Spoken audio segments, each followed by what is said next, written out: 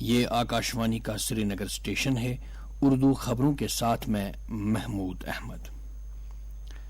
وزیراعظم نریندر مودی آج اتر پردیش اور مہاراشٹر کا دورہ کر رہے ہیں۔ وزیراعظم نے آج صبح لکھنؤ میں عالمی سرمایہ کاروں کی اتر پردیش سربراہ میٹنگ 2023 کا افتتاح کیا۔ وزیر دفاع راجناتھ سنگھ، اتر پردیش کے گورنر اور یو پی کے وزیر اعلیٰ بھی اس موقع پر موجود تھے۔ اس 3 روزہ سربراہ کانفرنس میں تقریباً 10,000 ملکی اور غیر ملکی مندوبین شرکت کر رہے ہیں۔ بعد میں وزیراعظم نریندر مودی مہاراشٹر میں 2 وندے بھارت ریل گاڑیوں کو جھنڈی دکھا کر روانہ کریں گے اور بنیادی ڈھانچے کے کئی پروجیکٹوں کا آغاز کریں گے۔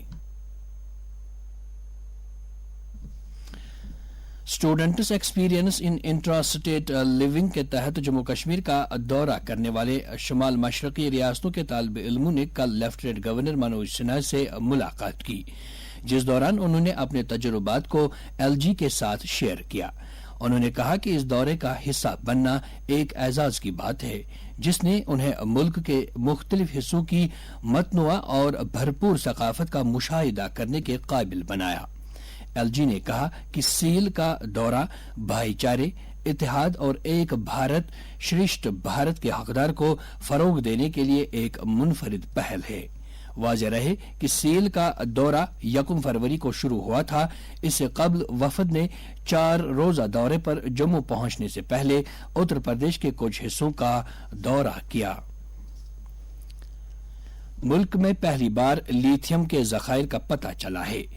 ایک اہم پیش رفت کے تحت جیولوجیکل سروے آف انڈیا نے ریاسی ضلع کے سلال ہائیمانہ علاقے میں 5.9 ملین ٹنز لیتھیم کے ذخائر پائے ہیں۔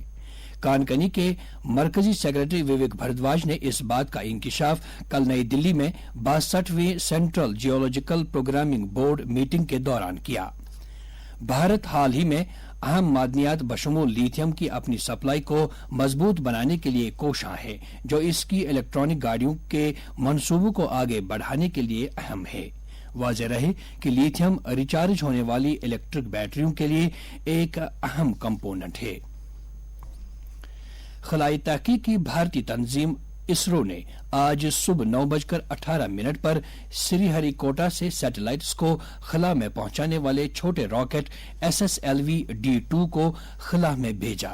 یہ خلائی راکٹ مجموعی طور پر 175 کلو گرام وزن کے 3 سیٹلائٹس خلا میں پہنچائے گا۔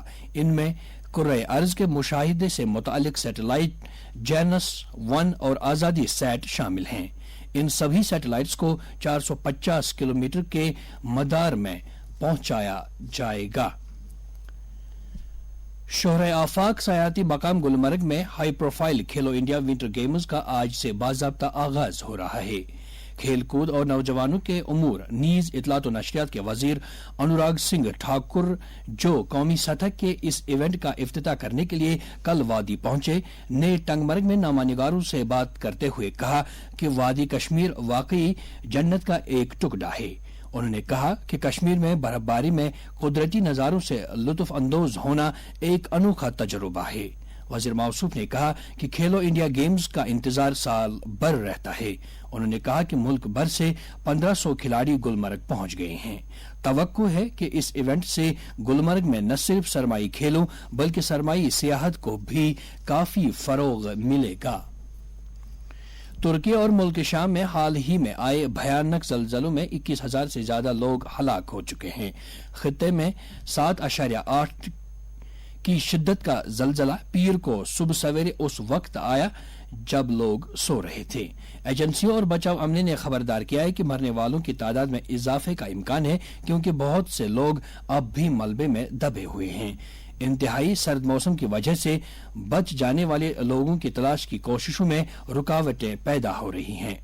ترکی کی آفات سے متعلق ایجنسی نے بتایا ہے کہ کہرمان مارس میں تباہی والے علاقوں میں 28,000 سے زیادہ لوگوں کو نکال لیا گیا ہے۔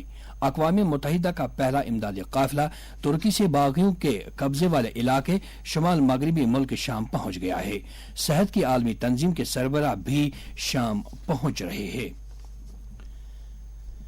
उधमपुर में आज सुबह एक ट्रैफिक हादसे में कम से कम 15 मुसाफिर जख्मी हो गए हैं। तफसीलात के मुताबिक यह हादसा उस वक्त पेश आया जब उधमपुर से खोर गली जा रही एक मुसाफिर बस गलवान के नजदीक सड़क से लुढ़क गई, ताहम घने दरख्तों के साथ टकरा जाने से बस गहरी खाई में गिर जाने से बच गई। जख्मी अफराद को डिस्ट्रिक्ट अस्पताल उधमपुर में दाखिल किया गया है। अभी तक किसी हिलाकत की कोई इतला नहीं है। इसके साथ ही खबरों का यह बुलेटिन खत्म हुआ।